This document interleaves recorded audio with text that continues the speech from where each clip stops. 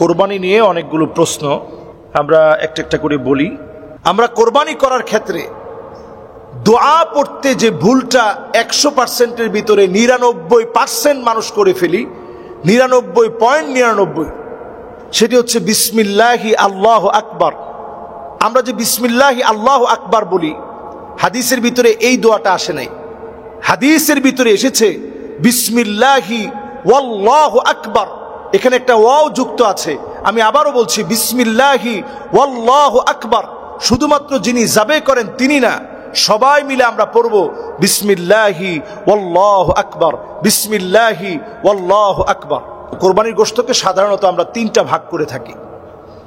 3টা ভাগ করা, এটা হাদিস দিয়ে একেবারে এরকম না যে আপনার করতেই হবে। কোরআন হাদিসে এমন বলা হয় না যে করতেই হবে। তবে হ্যাঁ, আমরা পর উপকারী হব, মানবতার জন্য মুসলমানরা সবচেয়ে বেশি অবদান রাখবে। এজন্য আমরা আরেকজনকে, আমাদের গোশত থেকে আরেকজনকে খাওয়াবো। এই কোরবানি যে আল্লাহর জন্য আমরা করেছি, স্যাক্রিফাইসটা আল্লাহর জন্য করেছি, এটা প্রমাণ করার জন্য আমরা আত্মীয় স্বজন, গরিবদেরকে আমরা দেব। আমরা কোরবানির পশু কিনতে গিয়ে ভুলেও যে ভুলটা করব না, সেটা হচ্ছে একেবারে নামি দামি বড় গরুটা কেনার জন্য হারাম পথে উপার্জন করে নাম করা বড় গরুটা আমরা কিনতে যাব না। আমরা কোরবানির পশু যদি একেবারে জীর্ণ শীর্ণ হয়, সুস্থ পশুটা কিনবো, আল্লাহর জন্য কিনবো এবং কোরবানি আল্লাহর জন্য করব। সবচেয়ে বিগ বস এবার আমি কিনবো। যারা বিগ বস কিনে, অধিকাংশ জনের কোরবানি আল্লাহর কাছে কবুল হবে না, কারণ তারা লোক দেখানোর জন্য এই বিগ বসটাকে কিনেছে। বিভিন্ন নায়কের নামে গরু পাওয়া যায়, ওই গরুটা কিনেছে। এগুলো শুধুমাত্র লোক দেখানোর জন্য কিনেছে, এগুলো আল্লাহর কাছে কবুল হবে না। লা ইয়ানালাল্লাহু লুহুমুহা ওয়ালা দিমাউহা ওয়ালাকি ইয়ানালুহু তাকওয়া মিনকুম। আল্লাহ তাআলা শুধু দেখবেন আপনার তাকওয়া ঠিক আছে কিনা, আল্লাহর জন্য আপনি কিনেছেন কিনা। অন্য কোনোটা আল্লাহর কাছে পৌঁছাবে না, শুধু পৌঁছাবে আপনার তাকওয়া। শরীকে কোরবানি দেওয়া যাবে কিনা? হ্যাঁ, অবশ্যই দেওয়া যাবে। নবীজি সাল্লাল্লাহু আলাইহি সাল্লাম ওনার সাহাবায়ে কেরাম সফররত অবস্থায় ছিলেন এবং সফররত অবস্থায় নবী সাল্লাল্লাহু আলাইহি সাল্লামের সাহাবায়ে কেরাম উটের মধ্যে 7 শরীকে উটের মধ্যে তিনি কোরবানিতে অংশগ্রহণ করেছেন সাহাবায়ে কেরাম। সেই দৃষ্টিকোণে নবী সাল্লাল্লাহু আলাইহি সাল্লাম এবং সাহাবায়ে কেরাম থেকে যাহা প্রমাণিত হয়, এটার বিরুদ্ধে বলার কোনো সুযোগ আমাদের নেই। হ্যাঁ, তবে উত্তম হচ্ছে আপনি আপনার নিজের পক্ষ থেকে যদি আপনি একটা ছাগলও দেন, 1 বছর বয়সের একটা ছাগল যদি আপনি দেন, এটা সবচেয়ে উত্তম শরীকে দেওয়ার চাইতে। কারণ যাদের সঙ্গে আপনি দিয়েছেন তাদের ইনকামটা হালাল কিনা, তারা নামাজি কিনা, এই বিষয়গুলো ইনশিওর করা সবসময় আমাদের পক্ষে সম্ভব হয়ে ওঠে না। এই জন্য আমরা এই বিষয়টা খেয়াল করি ইনশাআল্লাহ। জবাইয়ের সময় কোন দোয়া পড়তে হয়? জবাইয়ের সময় আমরা যে দোয়াটা পড়ি, এক্ষেত্রে ছোট্ট একটা ভুল আমরা করি এবং এটা 100%-এর ভিতরে 99% লোক জবাইয়ের ক্ষেত্রে এই ভুলটা আমরা 99% লোক করি। সেটা হচ্ছে বিসমিল্লাহি আল্লাহু আকবার। বাংলাদেশে আমরা বলি বিসমিল্লাহি আল্লাহু আকবার। এক্ষেত্রে যে ভুলটা আমরা করি, হাদিসের ভিতরে আসছে বিসমিল্লাহি ওয়াল্লাহু আকবার। এখানে একটা ওয়াও যুক্ত ছিল। এই যুক্ত ওয়াওয়ের কারণে অর্থটা অনেক গাম্ভীর্যপূর্ণ হয়। শুরু করছে আল্লাহর নামে এবং আল্লাহ সবচেয়ে বড়। এখানে ওয়াওটাকে যুক্ত করে নিলে অর্থের দিক থেকে সবচেয়ে গাম্ভীর্যপূর্ণ অর্থ হবে। তাহলে জাবায়ের সময় আমরা যে দোয়াটা পড়ব সেটা হচ্ছে বিসমিল্লাহি ওয়াল্লাহু আকবার এবং সবাই মিলে পড়ব। শুধুমাত্র যিনি জাবে করছেন তিনি না, আশেপাশে যারা দাঁড়িয়ে আছেন, যারা গরুটাকে ধরেছেন, সবাই আমরা আল্লাহর নামটা উচ্চারণ করব। এটা হচ্ছে সুন্নাহ। এরপরে কোরবানির বদলে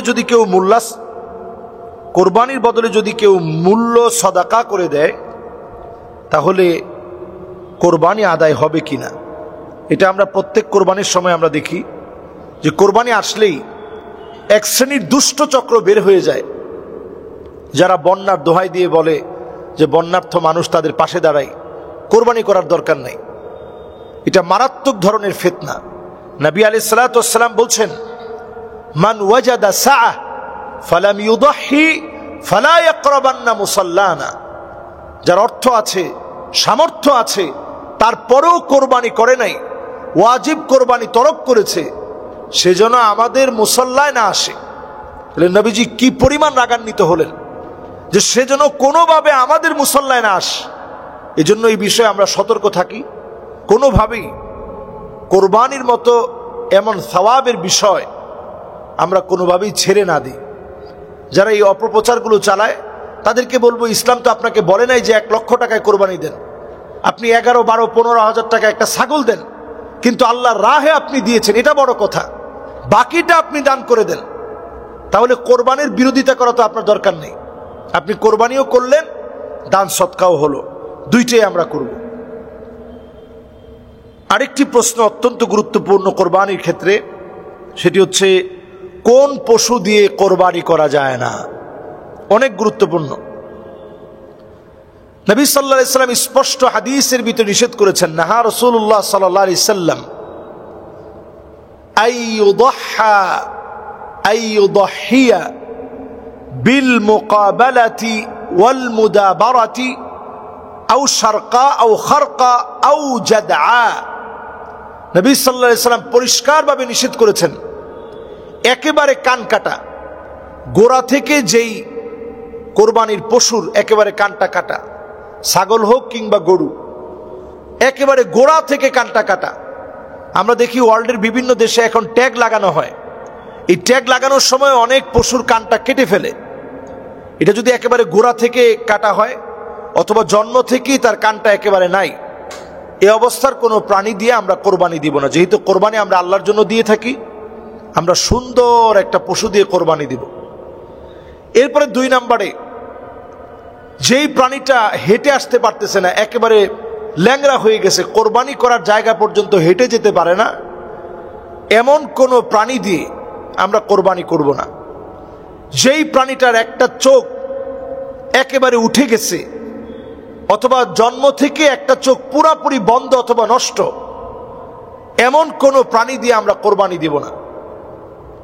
পশুর শিং একেবারে ভেঙে, গোড়া থেকে ভেঙে গেছে, মাঝখান থেকে না, একেবারে গোড়া থেকে উঠে গেছে, ওইখান থেকে রক্ত ঝরতেছে, এইরকম প্রাণী আমরা দেখে শুনে কিনে আমরা কোরবানি দিব না। সুন্দর একটা প্রাণীকে বেছে ওই প্রাণী দিয়ে কোরবানি দিতে হবে। গরুর ক্ষেত্রে আমরা দাঁতগুলো দেখে নিব, সামনের দাঁতগুলো, এই গরুটা দাঁতের পরিপক্কতা দেখে গরুকে নির্ধারণ করতে হবে এটা মুসিন্না হয়েছে কিনা, এটার বয়স পূর্ণ হয়েছে কিনা, এটা দাঁত দেখে নির্বাচন করতে হবে। আপনি দেখবেন সবাই কিন্তু দাঁতটা উঁচা করে দেখে, এই সামনের 2টা দাঁত দেখবেন বড় বড় হয়ে যায়। এই দাঁতগুলা যখন দেখবেন যে এই 2 দাঁতের পাশাপাশি আরো দাঁতগুলা বড় বড় হয়েছে, তখন বয়স নির্ধারণ করাটা সহজ হবে। এটা দেখে শুনে এরপরে পশু কোরবানি করতে হবে। এমন কোনো অসুস্থ পশু কোরবানি করা যাবে না যেটি একেবারে দুর্বল হয়ে জীর্ণ শীর্ণ হয়ে গেছে, এমন কোনো পশু দিয়ে কোরবানি করা যাবে না। নবী সাল্লাল্লাহু আলাইহি সাল্লাম আরো হাদিসের ভিতরে এই নিষেধাজ্ঞার কথা বলেছেন। সুতরাং এই নিষেধাজ্ঞাগুলো মাথায় রেখে কোরবানির পশু আমাদেরকে ক্রয় করতে হবে। আল্লাহু আ'লামু বিস-সাওয়াব। চাঁদ দেখার পরে ছোট্ট এই দোয়াটি পড়ে জিলহজ মাসের পূর্ণ বরকত অর্জন করে নিতে পারেন।